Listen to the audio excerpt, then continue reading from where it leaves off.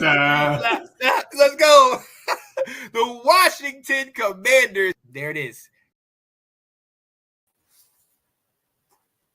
What's going on, ladies and gentlemen? It is your boy, Sean Spencer, one half of that dynamic duo that is Let's Talk Football. And it's Wednesday night, ladies and gentlemen. Happy Hump Day! And that means I'm with my guy, South Carolina's finest, Will Kramer. What up, Will? Oh, man. Having a great little Wednesday here. We went to church earlier for Wing Wednesday at dinner. So it was, nice little way to have some dinner, have some fellowship. So we're having a good Wednesday here. What about you? Oh, I can dig it. Oh, absolutely. Absolutely, man. Any day I get to come talk to you is always good. But middle of February, getting close to March. You know what I mean? The weather's been slowly creeping up, Yes. After our little pseudo snowstorm last weekend. So I'm all right, man. I'm all right. Anytime we get to talk Washington, you know how I feel, man. And this is the fun time of the year, man. Now we get to play Madden general manager and start coming up with some ideas to improve our team. So this is the real fun stuff. Exactly. Ladies and gentlemen, what's going on, Misador? Talk about football. That's right. Yo, we are here. The offseason is upon us. Franchise tag day was yesterday, and it goes through to what, the middle of March, if I'm not mistaken, or is it early March? Yeah. I think it might be early. I think it's before free agency. Oh, yeah, absolutely. And shout out to my co-host on Let's Talk Football Breaking News, Tina Winter, and I definitely talked about a number of potential guys that are on that list and some guys that we might look at if they don't get tagged, including Mr. Saquon Barkley. I'm interested. We'll see what direction that goes. You know how I do it. I love running backs. But, hey, that's neither here nor there. We're going to get into it. Will, we got to start talking about it. And I know you're licking your chops for this, Will. This is the part that really excites you because we're talking roster talk. We're talking what could possibly happen. Let's get right into it. Roster talk. Is it time to recalibrate or to rebuild in Washington? Will, I'm going to come to you. Recalibrate. I like that word. And our coach was using that. That's exactly what. Yeah. Dan Quinn at his press conference said, I don't use the word rebuild, or he wouldn't even say the other word of rebuild. I think he's like, we are going to be recalibrating here, which that just makes fans like you and me and other folks that do this kind of, well, wait a minute, start speculating. What does he mean by that? Like, what is he saying? Like, they're going to flip this, we're going to spend all $80 million this offseason and they're going to flip this roster? Are they thinking that they want to make the playoffs next year? Is this not going to be a slow rebuild? So it's got people talking by him saying that, which makes these types of discussions a lot of fun. Oh yeah, absolutely. And look, that's honestly, when you go through the regular season, you start. Yeah, I saw that Michigan Media crap. Misador. When you go through the regular season and you have your roster, it's funny because throughout the season you're always like, oh well, there's a hole. There's a hole right there. We could address that. So it's almost, you don't wish to be in this position or to have to deal with this. But with what we've been dealing with, this is why we love this so much, because up until this point, hopefully, we have not addressed those holes. So through the season, we're always like, we need a linebacker. We need secondary. As most of y'all think, we need a quarterback. So I love right now, because right now, nothing's in stone. Everything's in front of us. We have all the money. We're the league leader in the cap space. This is, I'm just licking my chops. Like, well, I can go this way. I can go that way. Mm-hmm. I can do whatever we want to do. And that to me is exciting. It's very exciting. But should I be cautiously optimistic, Will? But yeah, probably. Without a doubt, because, the general manager, Adam Peters, did say that they were going to build, or that he believes that building a roster comes through the draft. And he believes that free agency is used to supplement in here and there. And if you look at what San Francisco did, they spent when they felt necessary. They spent on Javon Hargrave. I always mess that guy's name up. So it's not that they're not willing to, go get someone. I mean, think about how they made trades for Christian McCaffrey. So they're willing to be aggressive for guys, but they recognize that the draft is where you're really going to get your team capital, which is good because, I mean, obviously it's a less expensive way of building a roster. And what makes this time fun is the stuff like you said, where you notice the holes. So like we can finally stop hearing about you complaining how we should have drafted Cody Mock, because they have a chance to right the wrong and fix that hole at left guard that you could have had, or left tackle, or right tackle, or center. You name him. He could have played any of those positions. Position flex? Yes, absolutely. See, now that is a phrase we can throw out the window. Yes. Ron's no longer here. Oh, God, no. I will never forget or forgive for not getting Cody Mock, because it wasn't like they missed him all the way down the line. No, it was one pick in front. Pick in front. How about this though? This may make you feel better. There were 2 players mentioned by our coordinators in their coordinator press conference. One's name was Emmanuel Forbes. The other one was Quan Martin. So Joe Witt Jr. said, "Oh yeah, we like those guys. We like Quan coming out of college. So I know you're still really upset that we don't have Cody Mock on the roster, but our new coaches saw something in Quan." And we said it months ago when we talked about who was the best pick of the draft. Quan Martin was our best pick, and he may turn out to be something. So let's be optimistic, Sean. Drink the Kool-Aid. Still waiting. Meanwhile, I'm still waiting on Jamin Davis to have that meteoric rise that you said. Who knows? Who knows? I need to see the tape. I need to see the tape if I said that. I probably did. Yo, but Will, so before we get into actually breaking this down position by position, let's kind of look at where we are, with cap space and all that type of stuff. Me Store said you have 70 plus mil before the increase, but that's also before. What are you talking about? Only? Yeah, like right, only. But that's also before we make some of these potential moves. Right. You know what I mean? Because if we make some of these cuts, as you will see right here, you got Curtis Samuel, Jacoby Brissett, Cornelius Lucas, Tyler Larson, Antonio Gibson, Jamison Crowder, Will's favorite Byron Pringle, Will's other favorite Alex Arma, Sadiq Charles, and Brandon Dillon. Never heard of him. Never heard of the guy. Yeah. So with the exception of him. So these are all our pending free agents. This is what's kind of going into that 70 million as well. And essentially could be, some folks, if we feel like that, are necessary to be re-signed. They wouldn't be any like the cut, they're not the couple cuts like Leno or Logan Thomas that are very popular among fans right now. But yeah, these are some of the folks that, Gibson's a big time name. We got to think about, is he worth this new regime? Curtis Samuel, does he fit into what Cliff Kingsbury wants to do? Cliff hasn't always had tall receivers, so does Samuel actually fit in with that? Kind of some things. And Lucas, can we get rid of Cornelius Lucas? How many times does he come in and start a couple games? Kind of important. Right. Exactly. And that's something that I think we really have to look at. And it's very easy to kind of take it just by, here's a spreadsheet.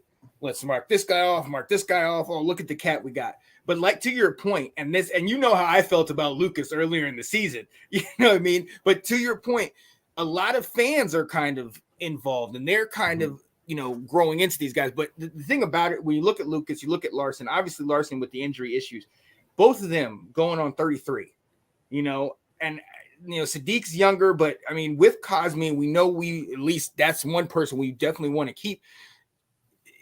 And we'll talk about this in a little bit, but is age a factor in here? Certainly. I mean, there's a number of guys that are 30 and above. So go ahead. Certainly. Yeah. I mean, by all means. I mean, the nice thing about this is obviously Curtis Samuel is the biggest one that is a pending free agent, biggest impact player, so that's a big deal.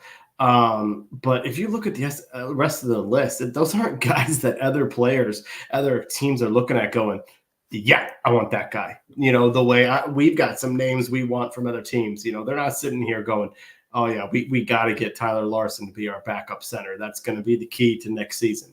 So that the nice thing is the folks that are the players that are pending free agents probably not going to be that big of a loss. Yeah, yeah, and to your point, yeah, I look at this list and I'm trying to find somebody that I'm like this is Ron. These seem like Ron's guys.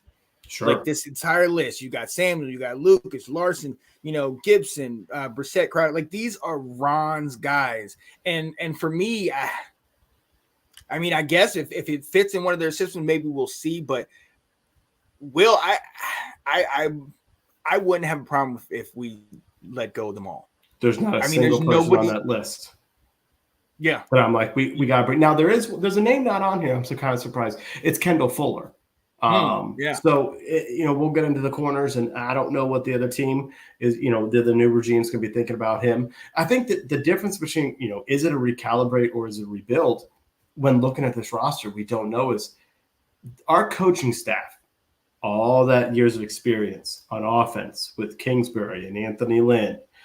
When you're looking at on defense with Ken Norton Jr., with Joe Witt, with Pagano, all that experience is looking at our current roster right now and deciding who is going to be some building blocks. So when they talk about recalibrate, what we don't know is we look at positions that didn't play well last year that we need to improve. Those are pretty glaring. Offensive line, secondary, linebackers.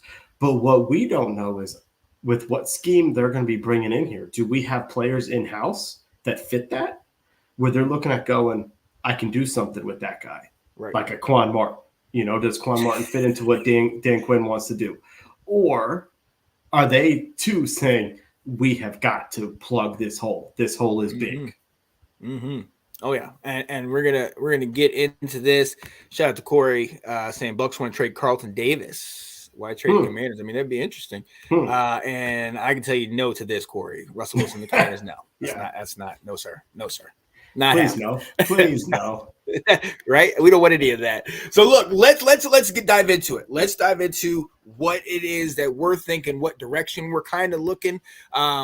And again, I want to emphasize that this isn't just free agency. We're looking at free agency, yes, but there are some spots that we're saying draft. We want to go straight to the draft and pick up there and work the cap that way and things of that nature. So let's dive into it. We're going into offense first. Just a brief overview.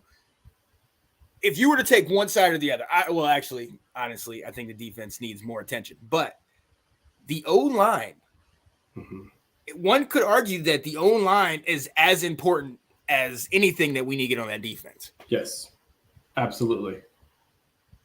So we need to look at it. Let's start right away with our quarterback. You know where I stand with this. Obviously, where do you stand? I want Sam Howell. And the only thing that'd be better than getting Sam is bringing another North Carolina quarterback, Drake May, in to lead, and they could kind of hang out together and be a one major super quarterback from Tar Heel U. Let's go. But honestly, with me, Jacoby, I would want him to us to move on from him. Potentially get maybe.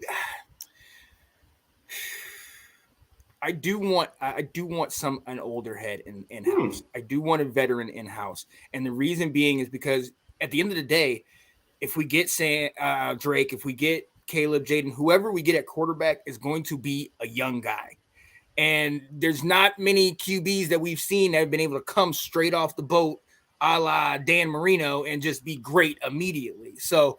With that being said, that's where I do want somebody else. So maybe we do pick up a free agent QB for really cheap here. But I want to keep Sam as a backup. And obviously, if we're going QB, give me my QB right here. And Drake May. Yeah. I'm with you. Obviously, there's enough writing on the wall to say that they're looking at quarterback at number 2. We really don't know who. But I think that's going to be, important.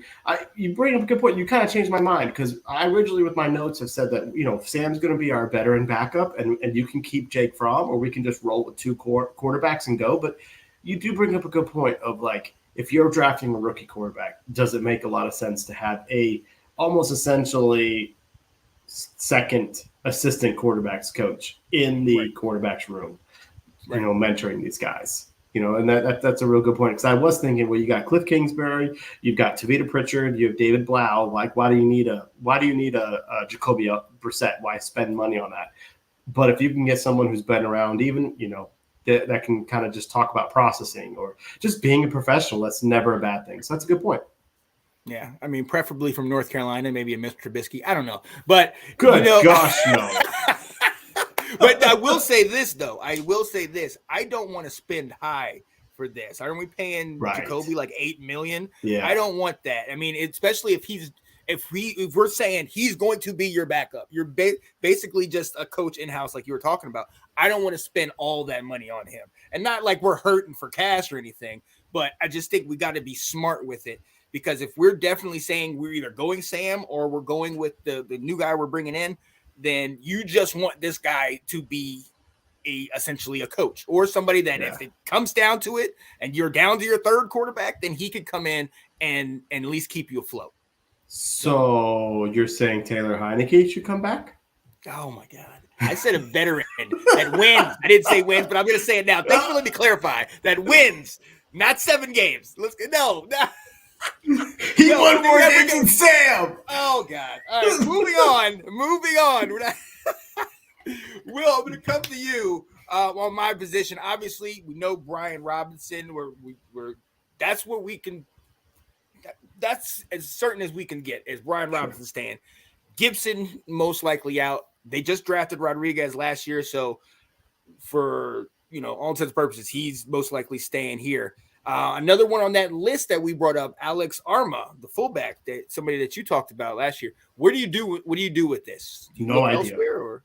With Alex Arma, I have no idea, because I have no idea if this current scheme is going to want to use a fullback. Now, don't forget, Anthony Lynn is coming from San Francisco, where they do start a fullback in Kyle Juszczyk. So there could be some value there, but yeah, I don't know about when it comes to Alex Arma, nor do I think that's too much of a roster concern. But it will be interesting to see what happens with Antonio Gibson. I think we all can say he showed a whole lot of promise his rookie year. It's kind of the theme of Ron Rivera's time. Promise in the rookie year, and then nothing much more after that. Is it something where this staff could look at it and say, we can, he's a weapon. We can find a way to utilize this weapon. Now that you don't have Curtis Samuel, can he do some of those things that Curtis Samuel did, a la Debo Samuel, that type of thing. So could they see that role for him? Or do they say we need to move on? And, from a price standpoint, it may not be worth paying him multi-million-dollars a year to be part of a running back tandem. You said it, Brian Robinson is certainly a guy that can be your 1, 2, maybe even 3 downs. He's worked on his pass catching because he wants to be the everyday back. He wants to be the every down back. So you got that. Rodriguez is certainly a bruiser behind him. So now you need a change of pace. And I think the best way to actually find that would be to go through the draft later on in 4th, 5th, or later, to get somebody who is a different type of runner. This guy would probably be picked up sooner, but you and Ab, got me onto Bucky Irving from Oregon, as a speedster. I saw the name Jalen Wright from Tennessee. He certainly seems to have a whole lot of burst on him. May not have been as productive at Tennessee, but he's got the ability behind there. And then I've seen from TCU, I think his name is Amani Bailey. He's got some burn to him. And so that would be a different, more of like a pass catching type running back coming out of college that could help us out.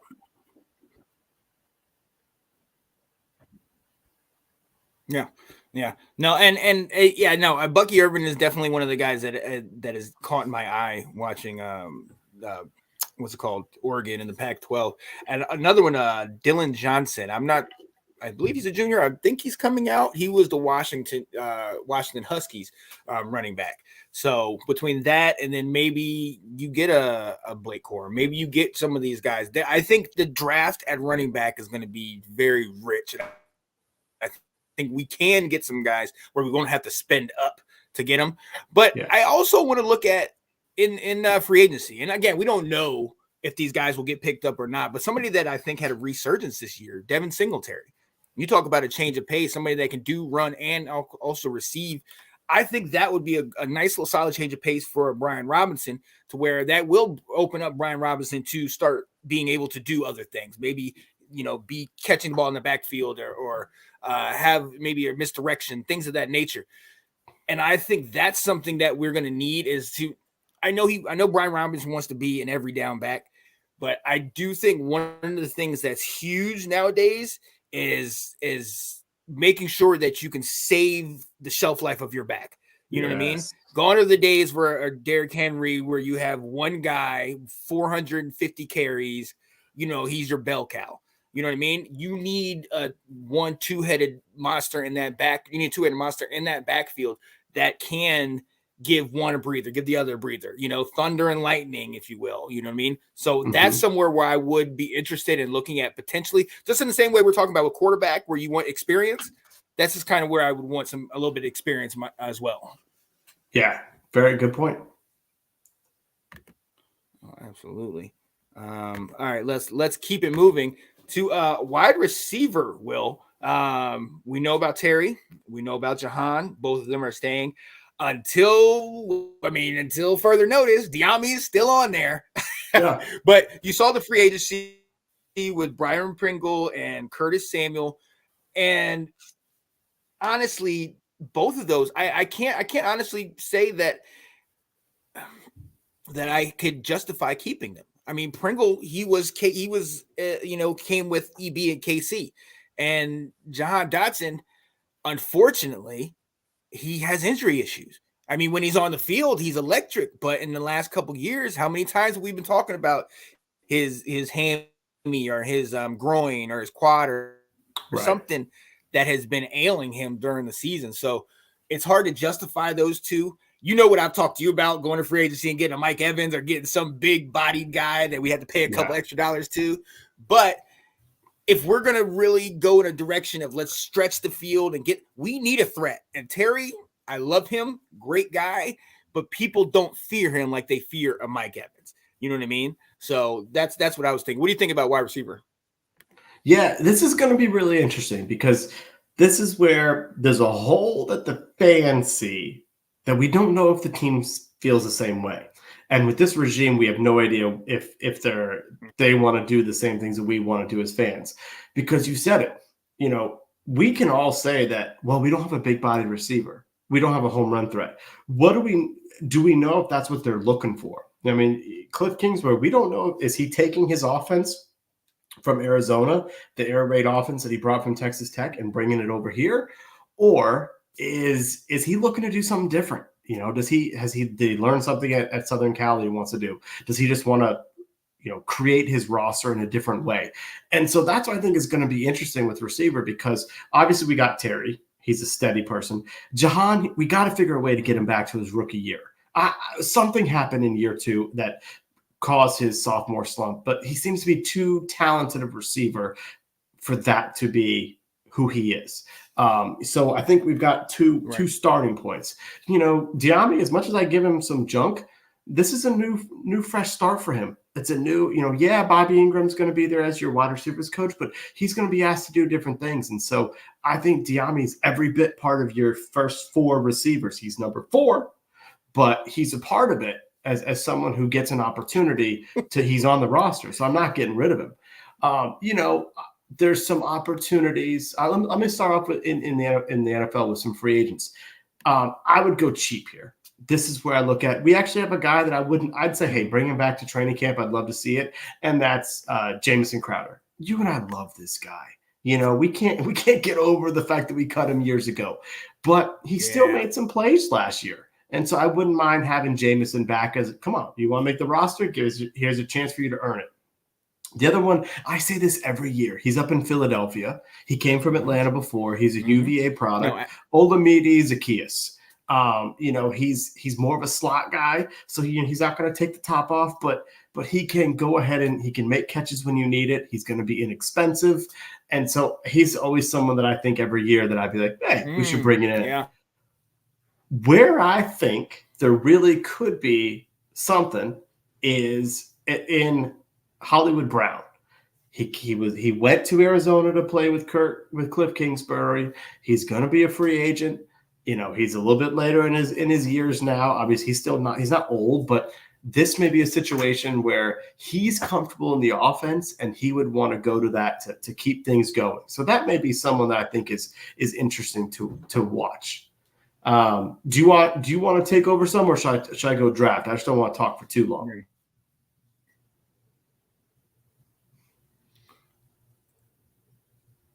No, well, I mean, I can actually lead you into the draft because I've had a couple of guys that I actually was talking to you about that are potential, maybe number 3, number 4s down the list. First and foremost, I'll start in the real Carolina and North Carolina, and that's Devontae Walker. He didn't get the full season because of the whole issue with the eligibility and his transferring 2 years and everything. But once he got on the field, he showed out, including a game where he had 3 touchdown receptions, one where he had 2. He was electric, and he really came in. Like, once he got in, he was Drake May's number 1 target. And the other guy, I'm going to go to the other Carolina. And I know you've kind of had your questions about this guy, but Xavier Legette, man. I mean, big-bodied guy. He can stretch the field. He knows how to kind of play basketball guy and can catch it and do these things. But to your point, you've seen this guy more than I am. I don't know if this is just, he was great last year because Juice was hurt and he was their only weapon, or if he can build on that type of success. So in the draft, that's where I would go look there, or I would go look at maybe a Brendan Rice. I mean, the pedigree is outstanding. So, I mean, he's got to have something that his dad had at a USC. Or, I mean, look here and there. I mean, but in reality, I think you hit the nail on the head earlier when you're saying we need to know what they're looking for. Because we've always wanted a big-bodied guy, but like you said, maybe they want guys like a Rondell Moore, like he had in Arizona with Cliff Kingsbury, where it was a smaller guy that's just as quick, as speedy. They get him the ball in jet sweeps and quick screens, and then he takes off. Maybe that's what he wants, and he just needs a healthy version of that. And, because I would have said, well, that's Curtis. We got that in Curtis Samuel, but Curtis can't stay on the field consistently.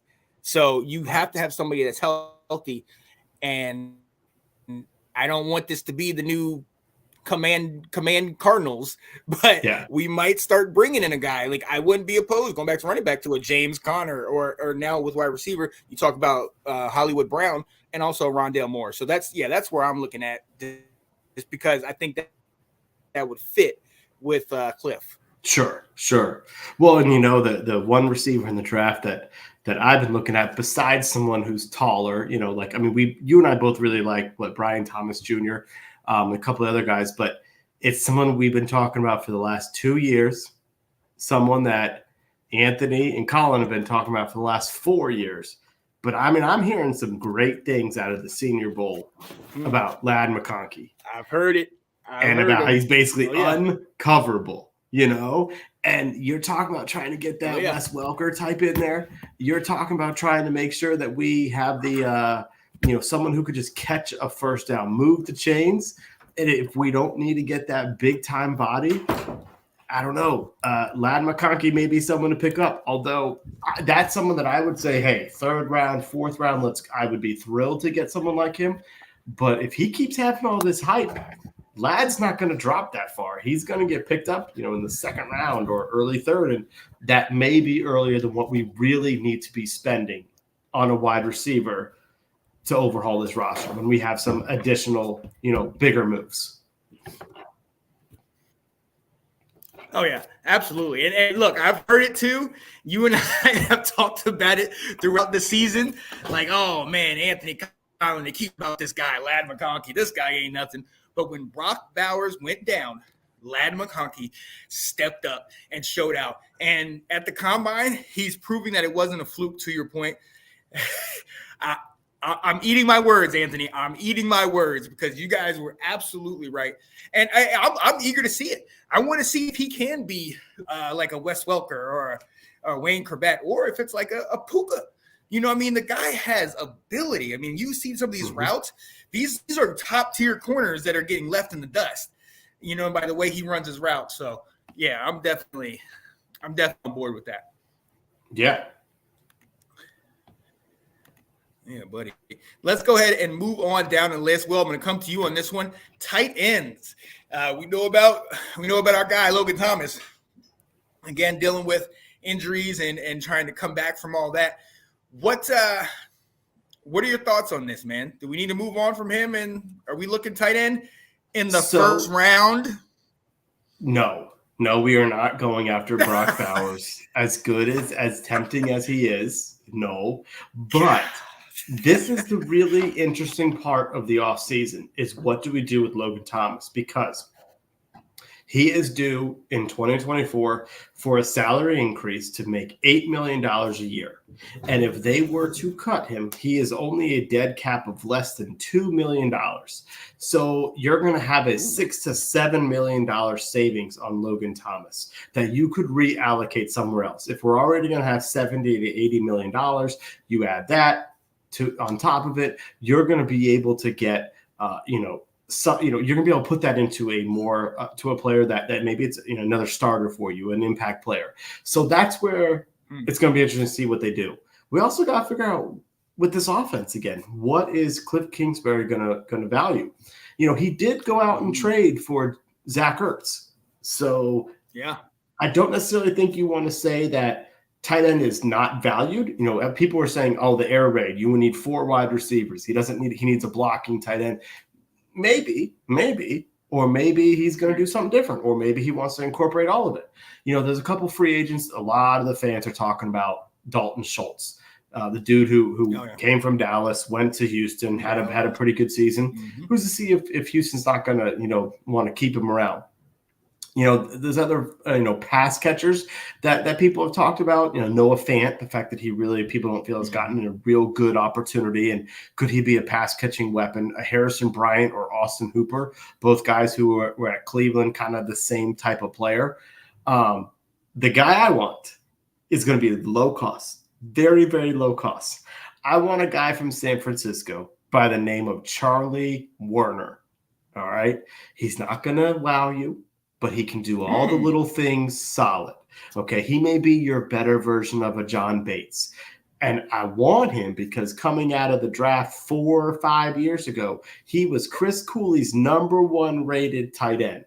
I take that back. He loved Hawkinson the most. And then right after that, he said, Charlie Werner is the next guy that I would take, knowing that we weren't going to get Hawkinson.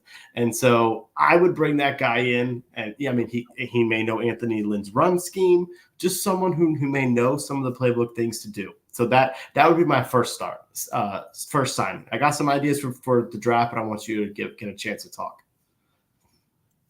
Yeah, no, I think we definitely think it's time for us to move on from Logan Thomas. And shout out to Ab, who 3 years ago was saying we need to get ahead of this and we need to move on from him. But I mean, unfortunately, we know none of us would have been able to, predict the injury and how all that stuff played out. And he was able to get paid. But to your point, I just don't. Again, it's about justifying this money on the books, and I just don't think that we can give this guy this money because I think we are in another direction. Especially at the very least, we know we're going to go faster. We know we're going to start to maybe use tempo, maybe start stretch the field, that type of stuff. With Logan's injuries, he can't do that right now. You know what I mean? And who knows? He might get back, to full health or whatever. But I do think it might be. I think it'll be very beneficial for us to go elsewhere and get a tight end. You mentioned Ertz. I love that. I absolutely love that. We were looking at who was it? Irv Smith last year. I like that. Let's get a guy that can play. That maybe his upside is his blocking. You know what I mean? I mean, look, we've seen what Bates can do.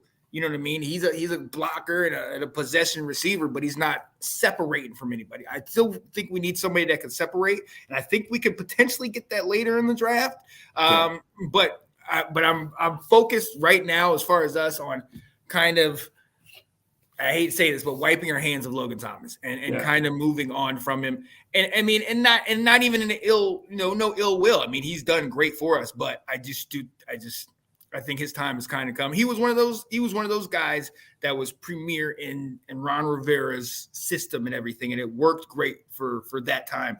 But I think his time is run out with us. So, I think you're right. What you said you were looking at the draft? I mean, outside of My mind's fixed on last year. Brock Bowers. Where else are you looking? You actually turned me on to this guy, so I could figure, the dude Jatavian Sanders from Texas. I mean, what a weapon that he could be. I can speak on the dude from Florida State, Jaheim Bell. I mean, he played at South Carolina, went to Florida State. He's probably someone who just has never reached his potential in college, but he is an athletic specimen. He is a weapon. So as you're talking about someone who can separate, that could be those guys. I've heard a lot of good things about the Kansas State tight end. All right. He's kind of that overall can do everything pretty well, nothing very spectacular. He's not going to run away from players, but he may be someone who can be your everyday tight end. And then there's a couple guys later in the rounds you talked about. Penn State's Theo Johnson, Minnesota's Span Ford. He's a big target, but he's got soft hands, catches everything. So he really could be someone. The thing I failed to mention when we were talking earlier, we don't know what the team's going to do with Armani Rogers. And he was slated to be really a big part of this offense before he got hurt. And so we may have an in-house candidate for some of these guys, and we don't have to, we see it as a whole, but maybe we don't have to put the draft capital into it. Maybe we don't have to put the high free agency, dollars into it if we've got someone on this roster that can fill. Right. Right. And again, that's the other thing is how we still don't know exactly how these coaches view those players.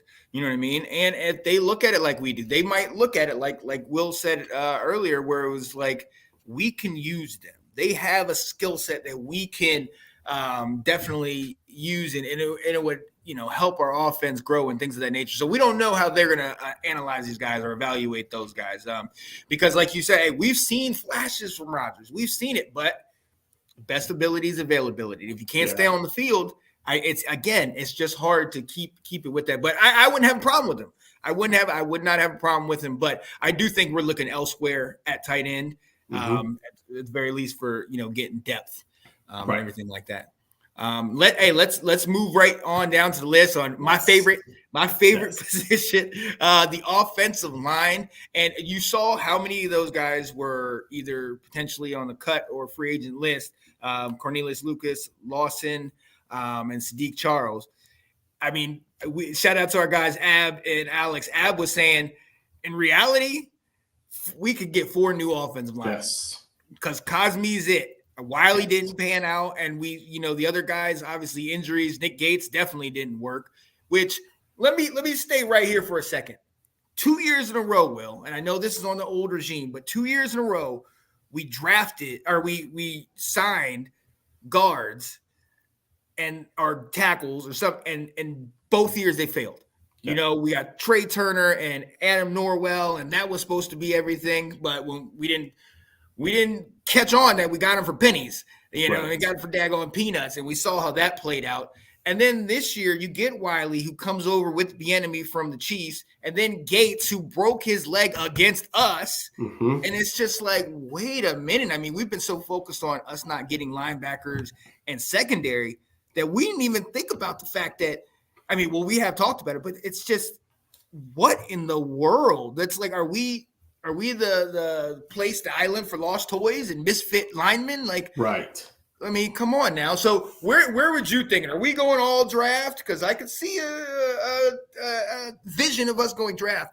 Or is this a free agent thing? Are we picking up big names? Man, you're right when I say I don't know, because we might have to be replacing 4 spots. But because Cosme is the only person you can write in pen as our starter next year. However, here's something that's kind of interesting. The fans may not like this, but both Charles Leno and Andrew Wiley were the next best rated linemen on our team at their positions. While you and I saw Andrew Wiley be a turnstile at right tackle, he actually graded out better than what people realize. We thought Tyler Larson was a solid center. Larson had worse grades if you went by the PFF analytics on a game-by-game basis. And so there may be more life in those guys than what fans believe in them. One of the easy thing right now with Charles Leno is you got to figure out is what are you going to do with him? He has a $15 million bump this year. So $15 million for Charles Leno. Not exactly if he's worth that much. If you were to release him, you would have a cap savings about half of that. So again, you could turn $7-8 million into somebody else. But now you're having to replace a left tackle. So that's a very important position. And I'm not so sure free agency has that. Now, maybe the draft does. I certainly think it does. So that could be a reason. But we may not be able to revamp this entire offensive line, all 4 positions in one offseason to make us set for the next 5 years. Like this may be a work in progress. This may be we can improve certain spots, but not all of them. So I do think we need to be a little bit cautious here. You're right to say that Nick Gates doesn't deserve to be a starter, and he doesn't.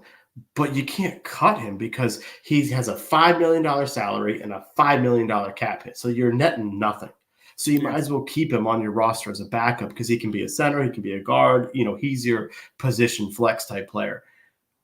One idea that I have with Wiley would be to move him to guard. He had played that in Kansas City. He had played it slightly better than he did at tackle. Tackle was one of his least successful positions. And maybe you move Wiley into guard and let him play there. Because one of the things that we're not sure about with this offensive line is what do we do with Ricky Stromberg? And I'm going to take the hit there because I love this guy. I love this pick. But he got hurt halfway through the season, so we didn't get a chance to find out what we have there. Do we have next year's starting center? Do we have next year's potential guard? Do you let Wiley Stromberg duke it out? Winner gets to be the starter at left guard. We don't know. So that's one where it's like we got a player here, but we really don't know what his potential is. The other one is I'm wondering is, can Charles Leno play right tackle? Are you able to save him for one more season and just slide him over away from left tackle? I don't know if he can translate. I can't answer that question. But is that a way to move some pieces around and we could draft a left tackle really high in the second round with our first pick of the second round? And there you've got a quarterback at 1, you've got a left tackle, to protect his blind side with your second pick, and you're starting to revamp the line. So I'm going to stop there and let you give some thoughts, and I've got some ideas on free agency as well the draft, but I want to give you a chance to add some stuff. Yeah, first and foremost, most of Scott's comments are trying to crack us, make us laugh, but this one was actually decent. Rams released Brian Allen at center.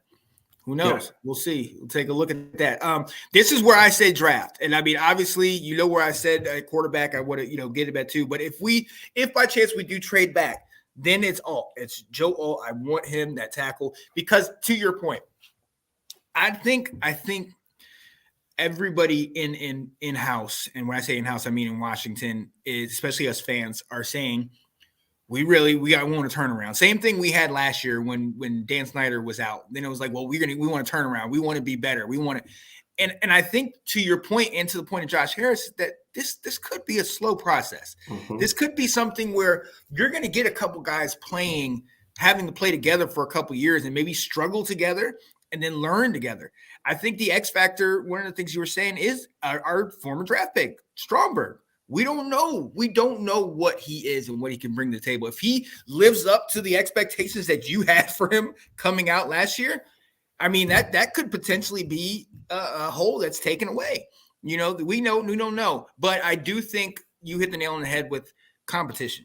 And this is why I think we need to, where we went DBs, a secondary early last year, I think we need to go O-line, and I think we need to hit a couple. What we tried to do with getting Stromberg, then getting Daniels, we need to do that, but I agree a little higher, maybe in the second round where we got Cosme, and let's get these guys in here so we know the anticipation is that they're going to play, and they're going to get in here, and they're going to play soon, immediately. I want a situation kind of like the Lions, you know what I mean, where these guys are playing – they're getting on the field right away. And even if they struggle, that's fine, because I don't think it's that experience that what we want. At this age, you want experience, yes, and that'd be great to get somebody that's 36, 37, 38. But I mentioned that earlier to you, age. With Leno and Larson, they're both 32, going on 33.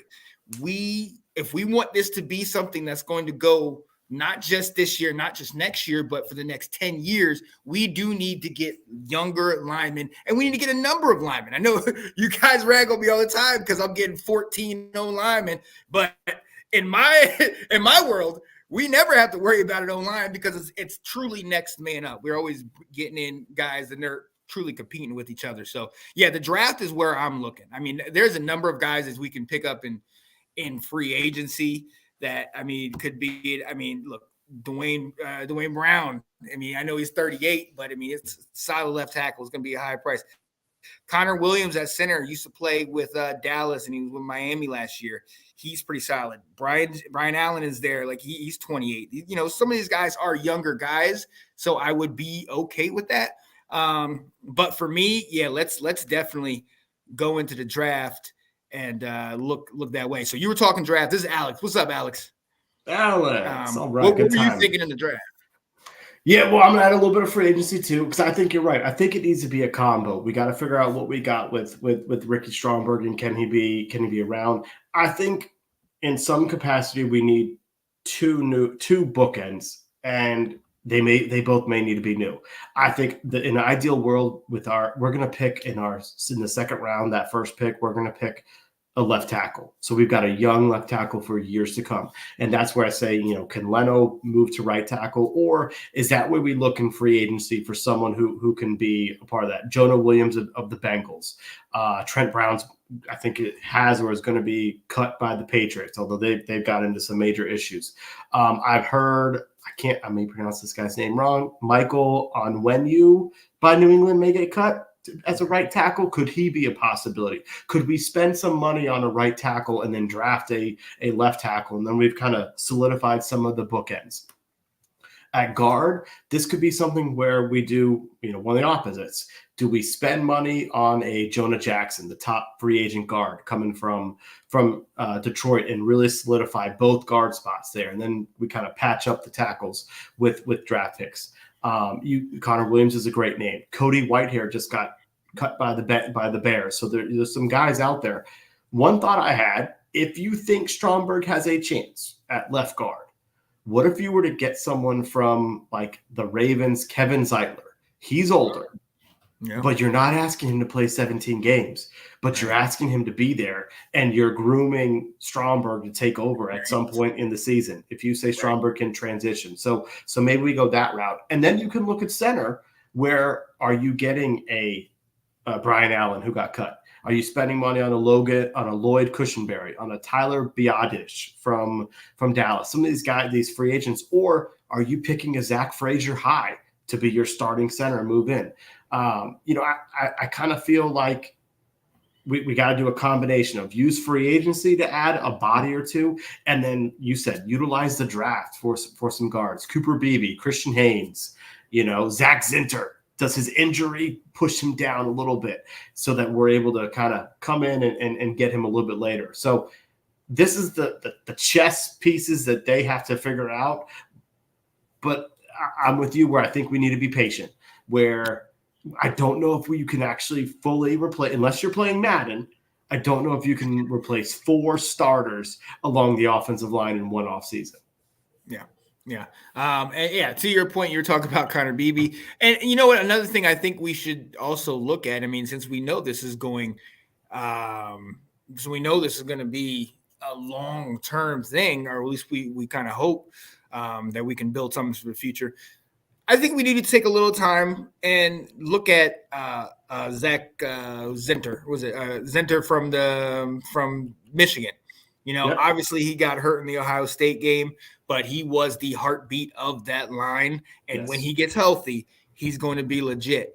Another one, the guy that got hurt last year that we talked about, Voorhees of USC. I think it was left tackle. I think it Okay. was. He had come in as one of the best left tackles, and then he tore his ACL in the combine, but continued to do the bench press and did record numbers and did all the things that he could do. Sure.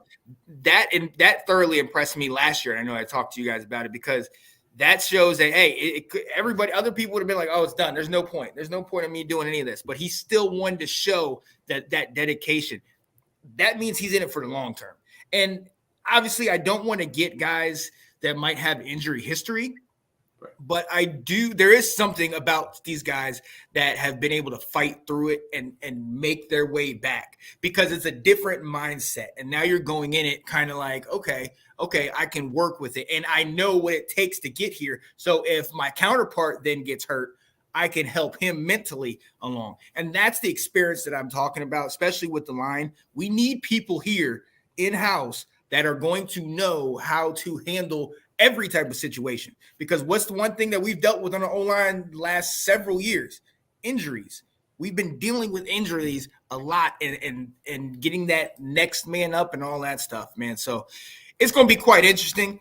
They said, Will, you hit that, had the nail, replacing 4 bodies in 22 all over again. Can we assume the coaches will help us with a better start?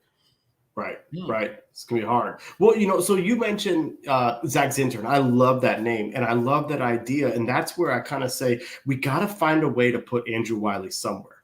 And I say that to say he's probably going to be on this roster. So now we got to figure out a way to utilize him, because if Spot Track is correct, he's due to make $9 million next year. If you cut him, he's a dead cap of 7.8, so almost $8 million. You're not saving anything by cutting this guy. Right. So you might as well find a way to put him on the roster. If you move Wiley to left guard and draft a Zach Zinter, let Zach ease into the season. Maybe he can play next year. I'm not exactly sure, but maybe they can duke it out. But that would be an opportunity to where you're not fixing all the leaks, but you're finding a way to try something new at it, is what I'm trying to get at. Yeah. And look, at the end of the day, like you said, I don't think it's about fixing all the leaks right now.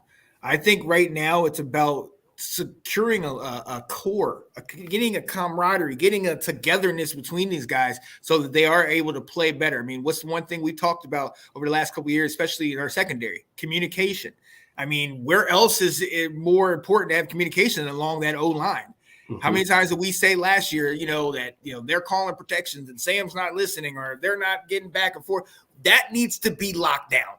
We need to have all that stuff locked down. And the way to do that is getting guys in-house and having guys that have the same mindset and working together. And hey, look, get a health and safety. Yes. But seriously, we need to get healthy. I know that's hard to say, but that's something that the reason why I get so many linemen whenever we do these mock drafts is because health has always been our Achilles heel. And that's what's going to stop us going forward. So it might take some time. We might have to go through some younger guys or some guys that are older, but might have a little injury issue just because we're getting that nook. We're getting these guys together, and I'm here for it. I'm excited for it, but cautiously optimistic. Right. Absolutely. Plus, maybe if we get a quarterback who gets rid of the ball quicker, we don't have to worry about our offensive line. Okay. Well, we're moving along. We're moving lighter along. Oh, can we please get Spencer Rattler so we can rock him? This guy. Yo, we got to move on to our defense. Something I know you guys are so tired of us talking about, because we talked about it all last year. Every single week we had something or other to talk about with our defense. And Will, you brought up the secondary. Quan Martin, Emmanuel Forbes. Hopefully they can get the change that is needed with the different coaches. Ken Norton Jr. coming in and coaching. And now maybe Jamin Davis, maybe our Kaliki Hudson, maybe these guys will have a true meteoric rise. But I thought it was interesting today. I don't know if you saw that the coaches, all the assistant coaches, had their little press day or whatever. They all went in and they took their pictures. They had their Commanders gear on, and it was kind of like, ooh, Anthony Lynn and the Commanders. I like that in the burgundy. Okay. So there's a little excitement there, and I love it. But let's get into this. We talked about the trenches on the O-line. Let's talk about the D-line. Mid-season, Montez Sweat, Chase Young, traded away. Montez made some money. Chase got a sack in the Super Bowl. They're both not Commanders right now. Where do we go from here now that we need 2 edge rushers at least? All right, sorry, I had a bunch of delays there. Oh yeah. I'm excited about this. I'm really excited about what we're going to do on the defensive line, because this is where I want to see what Adam Peters, as general manager, what he's worth and where he sees stuff. Because you're right, we traded away some big time talent. We've got 2 defensive tackles that we know we can rely on, but where do we go from here? We need help at edge. We need pass rushers. That is the definite, without a doubt. We drafted KJ Henry and Andre Jones. KJ provided some things here and there. I think he's a rotational piece, but I don't want him starting opposite whoever next year. We need him to be a part of the rotation, and then we can, let him be a part of that. I'd like for us to go out and get, dang it, Ab, you took exactly what I was going to say. I want to go out and sign a free agent, and I want us to draft something high in the second round. I'm looking at I'm even good with going after a 1-year flyer on a guy similar to like a Jadeveon Clowney, where he's later in his career, he's bouncing around from team to team. When he gets opportunities, he usually goes after the money. I don't mind if we spend a little bit here for someone like that. Knowing that he's not necessarily going to have to be a 3-down rusher, but he's going to be someone where we're looking to get, if we're going to pay you, we need to get 8 sacks out of you. A name that I would watch is someone who has ties to Dan Quinn and to Darryl Tapp, our defensive line coach, and that is Randy Gregory. He's someone I didn't like coming out of college, and when Dallas drafted him, I'm like, of course, he's a part of the cocaine Cowboys. Like, this guy would be with them, but he turned his life around. Good for him. Yeah. But he could be someone that we look at. And then I think, as Ab said, we use one of those second round picks on a defensive lineman, Chop Robinson. He introduced me to the other guy from Penn State, Isaac. There's a dude out of, I think, UCLA, Gabriel. I messed up his last name when typing my notes. But Lahutani or Lalu. Well, he's the one. Right. There's another guy. There is another. Yeah. Everyone likes Ladu. He's like one of the he wouldn't be there in the second round, I don't think. Mm-hmm. But I think the idea is we pair a veteran with a rookie, with the idea that it's going to take some time to be drafting, to revamp this pass rush of ours, but we can start there. That's kind of what I'm looking at. Oh yeah, absolutely. No, for me, the guy that I was talking about from UCLA, Latu, if in fact we do trade back and we don't get a pick, we get a pick maybe in the top 10 or maybe right outside the top 10, and we don't get Joe Alt and we don't get the quarterback, that's where I think we should put it in on that guy. This guy is electric. Yeah. This guy had, I think, the highest pass rush successful grade in college on UCLA that a lot of people didn't recognize. They had one of the top defenses in the country, and that's saying something because you got a lot of these high flying offenses in the Pac-12. Yeah. But this guy, his success rate around that edge, I mean, that first step, that his hips, the way he's able to kind of lean down and get around the edge, that could be ideal. I love that guy. And I know he's been talked about a little bit more now, but it wasn't until later in the season when people really started talking about him. So he wasn't one of these guys kind of like Jadeveon Clowney or Chase Young, albeit I'd love to get Jadeveon now, but I'm talking about when they first came out, where all that whole senior year, they were the greatest thing coming and already told that they were going to be a top 5 draft pick. You know what I mean? I think that played into some of Chase's mindset. This is what I like about getting a guy like Latu. You talk about taking a 1-year flyer or maybe putting in some money on this. I personally, I wouldn't be opposed to look at Brian Burns. I know we talked about this before. I think Brian Burns is kind of like CMC, where he's hungry to get on a team that's winning. And it's going to take far longer, in my opinion, for the Panthers to start winning than it will us. Yeah. And I think he could potentially be a product of the excitement in Washington. New owners, new GM, new coach, new all this stuff, new DC, all these things. Where now if Brian Burns, and he wouldn't have to go that far, Right. And we, he's going from what we had in a terrible owner to now having, guys that will listen to you and are really about this team. So I would love to do that. I agree with Jadeveon Clowney. I love him. Seeing that he got his 9 sacks and got his incentives and all that stuff. I love that because he's keep playing. Another guy on a 1 year potentially, and I know he's getting up there, Calais Campbell.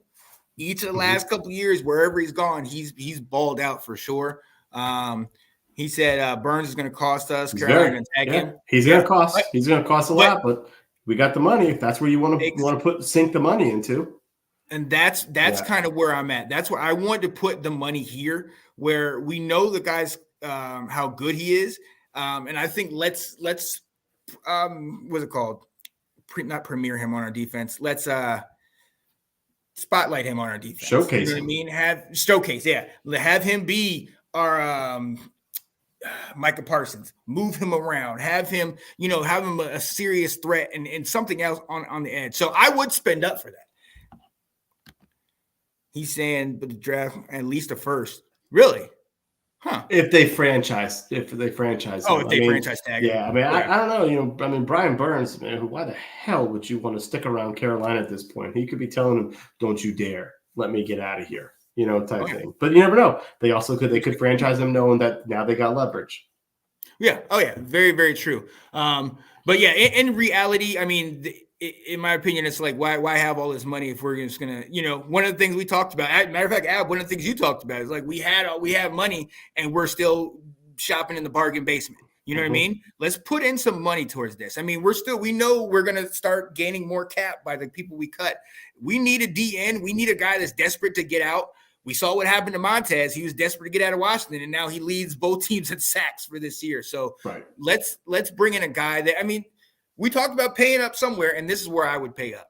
Sure. This is where I would get right here. I like it. Yeah. You're going aggressive there. I like that. Yeah, got to. But let me ask you this. There's other free agents. Most likely these guys will probably get tagged, obviously a Chris Jones. I talked to you about a Josh Allen, Justin Mbuke from the Ravens, Christian Wilkins. Any of these, I mean, obviously some of these guys you would have to spend up a little bit for, maybe not as much or maybe more. Any of these guys? So I'm a little bit where they may get above my price range, like my comfort level and what you want to do with Brian Burns. I love it from a threat standpoint of really revamping that line. I have other areas that I want to put some money into. So I may be looking at something with, no higher than that 10, 12, maybe $15 million. And I think these guys may get a little bit more than that. So I would be concerned about that.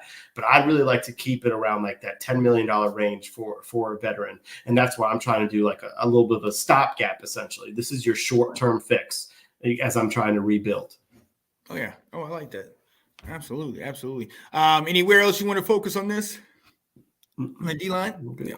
So we'll definitely see how that goes. Now we're starting to get to some positions that Washington hasn't talked about in 4 years. Our linebacker position, yes. Where we know we got Jamin Davis, we got Kaliki Hudson. Last year we got Barton. That didn't pan out well at all. David Mayo, we had him. It doesn't matter. None of them were really that good for us at all. This is definitely a position that, even though we drafted them number 1 overall in our draft, 3-4 years ago, 2021, it has not, come to fruition. Where do we go here, Will? What do we do? Are we finally going to address this issue? Something we've been talking about for years. Gosh, I hope so. We need to. I mean, let me see. You can't bring in a Ken Norton Jr. and play like 1.5 linebackers. Like, come on now. They need to cut this guy. Pardon. Yeah, that's a great name for him.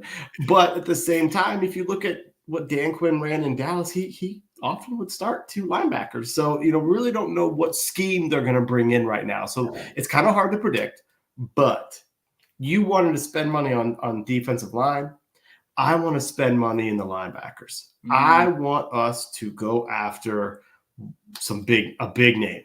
I want us to throw our dollars at let me wear my notes here, at a Patrick Queen. He already said it. Yep. or a Devin White. What I'm looking for and what this Yeah. team has not had is a quarterback of the defense. Yep. Where's my London Fletcher out here? Okay. You've got, I love Allen, I love Payne, but they are inches from the ball. They're not helping the secondary figure out what they're going to do in coverage when the offense throws an audible and everything changes. They can't see that. That's not their responsibility. Mm-hmm. We need somebody on the back end to be getting people where they need to go. And we've put that on Cam Curl the last couple of years, which is he's a young guy. Like, let's give us someone who is a veteran, who is that London Fletcher type leader of the whole defense, setting the tone. And so this is where I would spend my money. What I like about both of those guys too is they do have the ability to run. So they're not a David Mayo, where David Mayo can point everywhere where they need to go, but then the ball gets snapped and he can't cover anybody. That's my problem, where we had someone who could only do part of the job.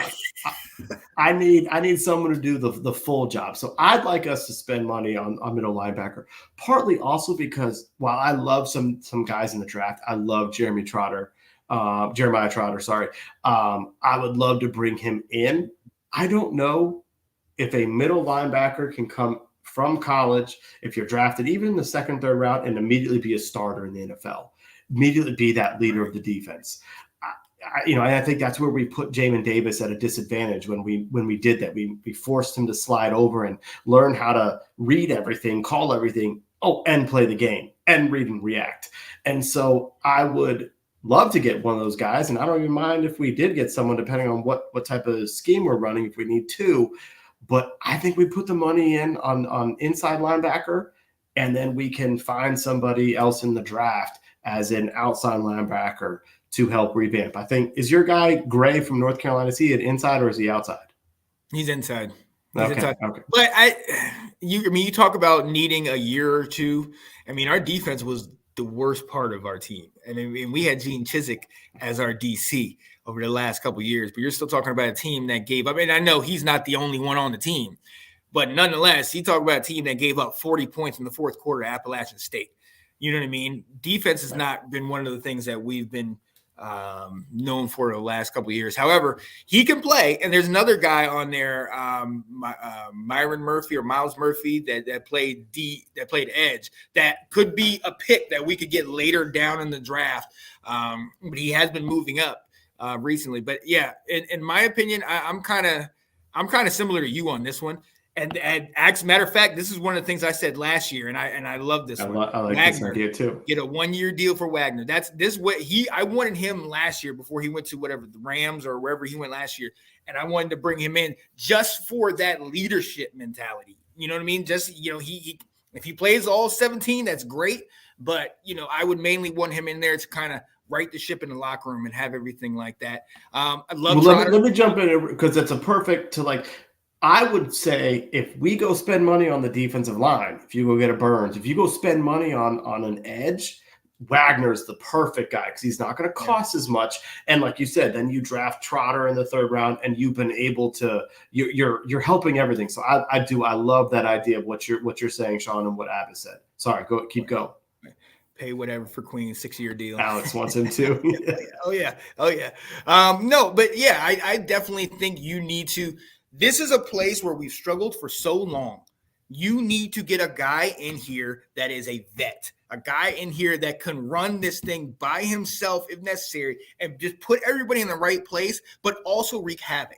We need a guy that's a playmaker at linebacker. I'm gonna be very honest with you, because that can hide some holes in the secondary. You know what I mean? And he can make sure he takes care of and communicates with that D line in our front seven.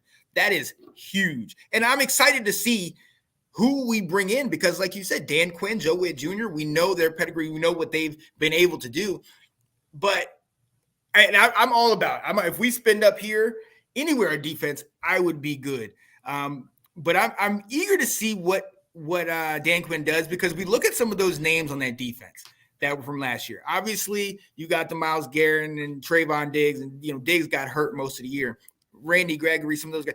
But you gotta, when you look at those other names, we talked about it, Deron Bland. It was Van Der Esch, who's been hurt most of the time. Like, a lot of those names aren't these elite names, but he put them in the right place, and he had them looking very good, and they were very successful all throughout the year. So it really kind of begs the question that if we do go there, I love it.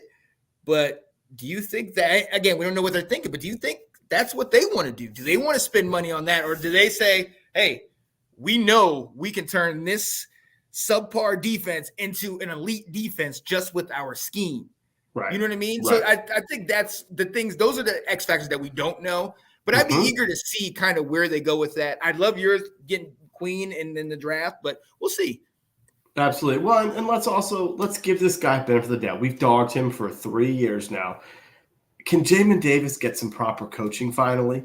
Find out, can they tap into what his athleticism and the potential? You know, I'm not expecting him to turn into Micah Parsons. I'm not anticipating that, but can you do something better than what we've had done with him? I mean, there was a moment in his second year where they were moving him around and letting him blitz or letting him wait for a second or two and then go rush, and he was making plays. Yeah. Can we give this guy a chance to be coached properly? Because we don't know what he could be. So there's also, and obviously he would be an outside linebacker, so it's not, he's entrenched, and I still think we need someone to call be the quarterback of the defense. But this is where it's like, I want to see what these coaches can do with some of the guys we got in-house. Yeah, and that's going to be huge, because beforehand we've always been saying, all right, we need the player, so he can outshine, because we know the coaches ain't going to do it. Can these coaches, like you said, can they take a guy that might not be elite, that might be mediocre, and give him the play above his weight, essentially? Right. And that's what the Dallas defense did. So that's what I'm looking forward to. Right. Yep. Look, let's move on down the list to another place where we needed a lot of help. Cornerback, and we're going to talk about this separately from safety. And Will, hey, look, we don't have to go any further than our first-round pick of a year ago. The guy you called it, Emmanuel Forbes. The guy was supposed to be a ball hawk coming out of Mississippi State. Obviously, we kind of switched up how we're doing things, and it did not benefit him. Now, mind you, he needs to get bigger, and shout out to Alex and Ab. They were talking about he needs to be eating consistently and definitely putting some weight on him, because those big-bodied receivers are going to debo him all day long. But in this, do we still go with him? Do we get another guy that's like an older guy, like a Darryl Green-esque, that could be over there and that can talk to him and kind of have it like him and Martin Mayhew that we had in 91? You know what I mean? Do we have something like that, or do we need to just say, throw you on the bench, we get 2 top-tier guys, maybe a L'Jarius Sneed and, somebody else, or in a draft, and then put them in and just say, hey, you'll learn from later? What do we do here? Yeah, no, I will say this. This is my least confident position on how do we on paper revamp this, because I don't really know. And some of it is I don't know what they value, and I will say this, for starters, right now they are looking at our team, looking at our scheme, looking at our players. And Joe Witt Jr. said, hey, I like Forbes coming out of college. We had our eyes on him. So he mentioned him. He didn't have to. Okay. Yeah. What if that may not be nothing? It may not be anything, but it may not be nothing. Are they able to properly coach this guy? Let's remember, he was coached last year by Brent Wieselmeyer, who had been a high school coach and had one little small stint in the NFL. Now he's got some coaches that have been in the league for years. And Joe Witt Jr. said that when talking about the staff he brought in, and I think his name is Jason Simmons, is our DB coach. And they brought in Pagano, who was supposed to be helping out with the secondary, to say, we want to look at what's on this roster and see what can we do with this. I mean, I'm not that big a fan of St. Juice, but maybe they feel like they can, assist him with some better technique. They can do something with him. You said it. Deron Bland was a 5th-round pick who didn't show out until his 2nd season. He didn't just burst onto the scene in week 1 and just start taking over. They taught him how to play the position. They taught him how to play within the scheme. So with that, do we need to go out in free agency and bring someone else to be a part of them? we probably need to bring in some more talent. I'll say that. Because if any one of them go down, I don't think we're comfortable with anything else we got behind them. So we probably need to bring in somebody else. Do they look at Kendall Fuller and say, this guy's worth bringing back? Or do they go to the Dallas well here? And I've got two names. Do they look at someone like Stephon Gilmore, who's obviously a little bit older? Maybe he wouldn't want to come to Washington. He'd rather stay in Dallas where they got a better chance of winning. But maybe that's where, I don't know if Nathan's listening at this time, you bring in my guy, Jordan Lewis. This is exactly what I'm talking about, bringing a guy like that in who knows the scheme. Is he an instant impact, 6 interception type player? No. But could he be better than what St. Juice and Forbes are? Potentially. Could he be better than one of the two? Could he just help mentor the guys, talking about where they need to be, how they need to play certain calls, certain positions, certain angles? Potentially. I got nobody in the draft, so if you've got names that could work with this, that would help. I don't know what type of scheme they want to do in the draft, but I do think we need a little bit of an upgrade here with somebody. But I also think it's real important that we see what can these coaches get out of what we got, or if we have anything. Oh, yeah. And honestly, this is for me. This is another spot that I might be interested in spending up for. This might be a place where I would be willing to put in a couple extra dollars. I mean, you know what I mean? Some of these guys, who knows if they'll be around, but you think of having an Dory Jackson or a Micah Hyde or some of these type of dudes, and you're like, let's see about bringing in. There's a couple guys you can look at in college, and there's a number of guys that have been showing up as of late, and I'm sure there'll be a bunch of guys in the combine that'll come and they'll move up. Sure. But I honestly think, and one of the things, and I think the theme for me on defense is experience. The theme for me is experience. We've had bend but don't break. But the thing is, we've had a young defense. And it's like the youth leading the youth, man. And almost as the blind leading the blind, because these guys don't know. We're not communicating. And a lot of that was coaching. A lot of that was that old regime. So I'm very eager to see what these new coaches do, especially Dan Quinn and Joe Witt Jr. And if they like these guys, if they like Forbes, that's great. Okay. St. Juice, for me, he can't stay on the field. And then when he does stay on the field, it's like no. On a pass thrown 10 yards over his head. Far overthrown. Lockdown. You know what I mean? It's like, what are you doing? But even in that, a vet wide receiver, you talk about our cornerback, you talk about Carl Davis that Corey brought up, a vet corner is going to know when to do that and when to go right back to the line of scrimmage. But they're also going to know those little older grandpa tricks where you hold the jersey, but you don't get caught doing that, or you kind of give a little chip coming out of the break or something that's going to kind of that little advantage that you're going to get. That's something that I want on this defense. I mean, we've seen what we did in youth, and we'll talk about that in a second in the safety position as well. But I want somebody that's experienced, that can come in the locker room, talk to those guys, but also be a quarterback in the secondary where he are kind of just talking, so that there's things that he might have seen that he can now teach these young kids. I think we're trying to put a lot of attention on these coaches coaching them, but some of the best teams have coaching through the players in-house. Sure. The vets come and they coach these guys and they talk to them, because regardless of how we feel about it, when you're on that field, when you're in those lines, coaches, you can't hear them all the time. Right. You know what I mean? And even if you know your scheme, if something happens, you can't always hear what they're saying. So to have that guy on the field and getting everybody together and talking, that is huge. So I think this is where we go experience. And I would spend some money here because we have talent.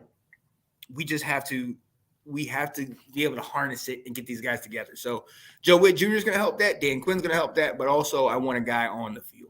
Yeah, no, I'm excited to kind of see what they do at this position, because this is where, like I said, I don't know. I don't know what it takes what they're looking for and what's going to take to improve it, because it's got to get better. Right. No, absolutely. Look, staking in that secondary, going to safety, another guy we got. I'm going to let you go first because we've been talking about it. Quan, he said Joe Wilkes Jr. said, we looked at him in the draft. We wanted him. I mean, there was a reason we were excited last year, Will. Mm-hmm. Unfortunately, it didn't come to fruition during the year, but Deron Bland, second year. Is this going to be a breakout for Quan? Break up. Yeah, I think it might be. Let's certainly hope so. Yeah, there's a lot of talk that this could be Dan Quinn's little chess piece. I don't think we have to say the word Buffalo nickel anymore. I think that's out of here, just like position flex was. But Dan Quinn did use players in multiple ways and move them around. And Quan Martin has the ability to be nickel. He can play center, so or safety, free safety. So it'll be really interesting to see how they utilize him. I think it all starts though before free agency even starts. And what do we do with Cam Curl? He's a pending free agent coming up here.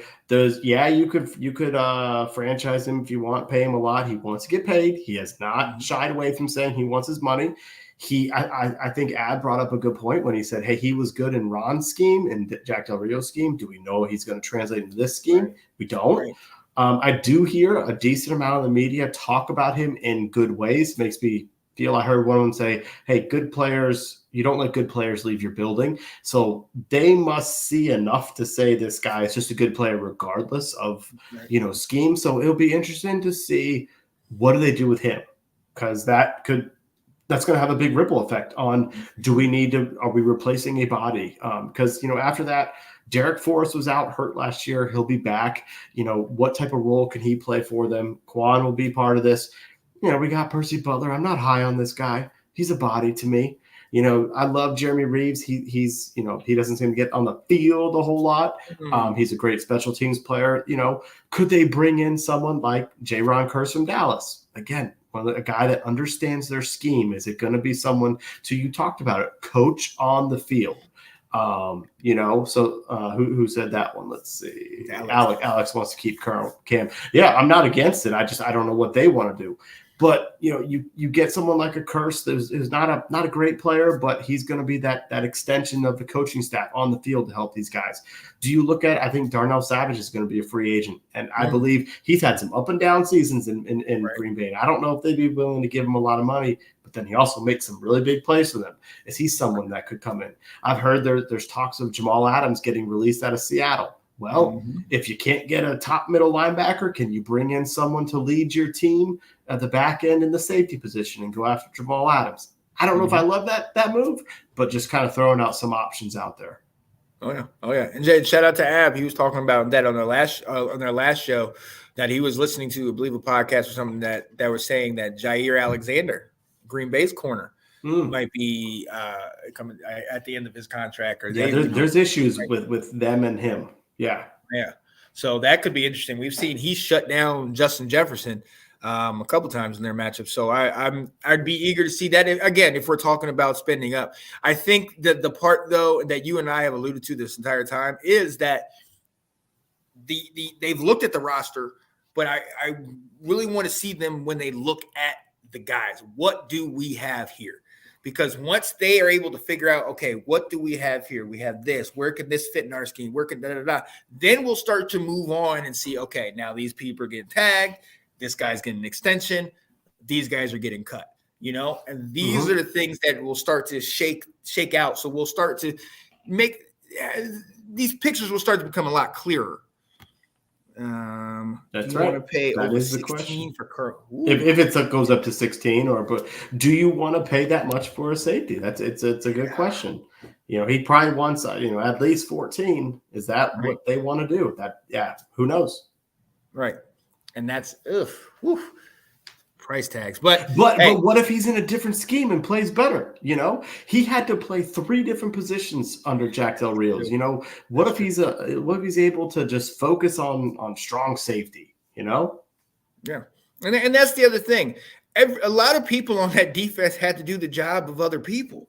You know what I mean? You had guys that are in that secondary that had to do the job of the linebacker and had to do. How many tackles were our safeties getting over the years because they blow right through our linebackers, our safeties and corners. So you now, if we have this where like Ron said right before he got fired, put up the note in the locker room, do your job, everybody do your job. Now he don't have a job. Right. But we need to that's it. We need to, that's one of the things that I want the coaches to do. You make sure that this guy can focus on this. I don't have to worry about that. I don't got to worry about that. I'm focused on my job. And if we can get guys to focus on what they're supposed to be doing, then you can start playing complementary football. But until that, I'm going to be worried about, okay, I got my flat. I got the secondary. Oh, shoot. What does Will have? All right, Will's got this flat and that. All right, let me back him up. Oh, wait a minute. I got to stay in my, you know what I mean? You're getting pulled in all these different directions. And that to me is a detriment to the whole team. Now the whole defense is having to overcompensate for somebody that's not there. Mm-hmm. What we're seeing is that some players, before they were cut, didn't go 100%. And it's showing, it's glaring in other locations, Chase Young. So that's what I want. I want everybody on the same page, focused and grinding, because if we all have do your job, those three little words are so huge. And that's something that we got to get back to simplicity, man. Right. Well, what I'm so excited about this start of when free agency gets here is with these guys is they've shown that they're willing to pay for, go get players that are going to be impactful, but also we've got just a wealth of knowledge on this coaching staff now, where I feel like we've really been given a disservice of the last 4 years of the lack of a quality staff that Ron had in place. They could draft somebody, but they weren't developing anybody. And you could even say the same thing about Cam Curl. His highlight was his rookie season, and he never really kept ascending. So it's just like it's Ron's whole theme. And so to get some of these coaches with so many years of experience underneath them to really, work with these guys, I just think it's going to be real interesting to see how they piece this roster together. And I'm going in with the benefit of the doubt to say these guys know what they're doing. They know a whole lot more than I do. And so whatever choices they make, whatever signings in free agency or cuts that they make right now, or franchise tagging of players or extensions, whatnot, I'm going to give them the benefit of the doubt. Oh yeah. I'm on board. I'm with you.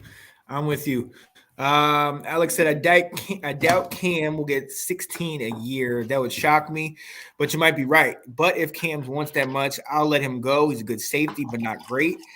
He don't play like Troy or Ed Reed. He's definitely a smart safety, but I'll give him like 10 or 11 a year. Well, I think he's going to get more 10 or 11 because I think they might have even talked to him about it. He's looking, Ad may not be too far off at 16 if it stretches to that, but he's not going to be cheap for his position. Oh yeah. So that's going to be interesting. Hey, really quickly, there is one other position group, and that's special teams. Oh. Now, obviously, we don't have to worry about our kicker. He's our punter. He's our MVP. We can leave that alone. But we do need to worry about a long snapper. Cheeseman, he dribbled a number of snaps to the center and to the kicker. And I know we got him in the draft later down the line. But do we need to go get another 7th round draft pick, or do we need to look at a legitimate guy that's been in the league for a couple of years? Well, I can't remember who replaced Cheeseman throughout the season. I've already forgotten the guy's name. So obviously we're gonna need to make sure they do something. I can't remember if the guy was that big of an improvement or not. This is part of the time of the year where I stopped paying attention to every single snap that the Commanders had. Yep. You start to see the descent, and you're like, I did. No, not gonna be good. My game watching, I didn't watch a single thing of the Jets. I don't even see a highlight. There was a highlight I saw against it was a Gibson touchdown run. I was like, what game was this? I'm like, oh, the Jets. Oh, I didn't see that game. I didn't see that one. No. Yeah, those last 4 weeks were rough. I didn't watch anything except Curl doesn't have any interceptions like 2 years. So that might get tested. Yeah. Mm-hmm. Yeah. Mm-hmm. That's what makes it hard to justify, but again, we don't know what this group, this regime is going to do with him. Mm-hmm. And where they see he fits. Did he move up? we did make some trades up to get into the 6th round to pick that long snapper. Oh, like the 6th round. Yep.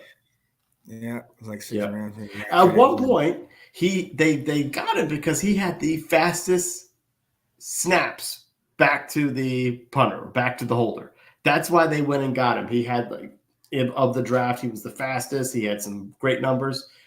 I don't know what happened because, like you said, he started skipping them back to him. I'll tell you what happened. Dating a Michigan State fan for all those years, nothing ever good comes from the University of Michigan. That's what I've been told. I don't know if there's truth to it, but I'm just saying. They just won a national title. I'm just telling you what I've been told by my Michigan State fiance. That's all I'm saying. I got to sleep tonight, man. All right. Yeah. Oh man, yeah. Real quick, kicker. I have no idea. I don't know what. Yeah, I wouldn't know. I mean, Joey Sly. They bring in competition.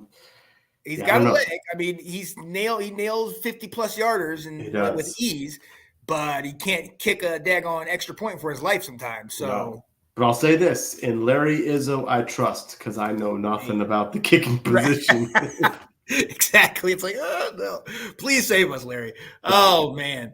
Oh, low. Yeah. Hey, look, ladies and gentlemen, there it is. Washington Football Weekly, the off-season update. Talking to you. Hey, we broke it down the best we know how, and just speculation at the beginning of all of this. No real moves have been made outside of the coaching staff. So we are putting out here just our thoughts, our opinions, where we think we should go with this, and where we anticipate they might go with this. But again, still don't know. Still don't know till the moves are actually made. So, right. But this is my therapy, Sean. I've had all these thoughts in my head for weeks now. I finally got them out. Yeah. Same here. Right. Yeah. Joey is gone. He needs to go. Missed too many easy kicks. Very true. Very true. Now he was killing it from 50+. Right. He hits the 50s. He misses the 30s. Yeah. That's the same thing with Dustin Hopkins. Like, geez, Louise. All I want is for our coaches to talk to our players that after you block a kick, you can return that all the way back. And those points count. Mr. Obata, who's going to sit here and pick up the ball and just kind of lollygag. It's like, bruh, what are you doing? Mm-hmm. Get upfield, man. Mm-hmm. Let's go. All I want is for us to get the next Jake Elliott and Justin Tucker. I don't think I'm asking much. Mr. Automatic. Is that too much to ask? Look, we talk about spending up. Look, let's give them the arm and the leg for the kicker. Right? Who's the best kicker in college? Come on, man. Oh, man. Yo. So, hey, look, ladies and gentlemen, Washington Football Weekly, we are going to let you guys go. Before we get out of here, wanted to remind you guys, tomorrow night, Ab and Alex will be going on their show, Whatever Washington, where they speak about whatever is going on in Washington. Two light-skinned brothers killing the game, doing big things. Definitely want to tune in to what they got. Unfortunately for them, it looks like Justin Fields might know where he's going, and it doesn't look like it's going to be burgundy and gold. So we'll see how that plays out. But who knows? Who knows? Everything's up in the air. But look, we're going to head out of here. For my guy, Will Kramer, it's your boy, Sean Spencer. We appreciate y'all being with us, and we will talk to you next time. Peace, people. Dun, dun, dun, dun, dun, dun, dun, dun, dun. Let's go.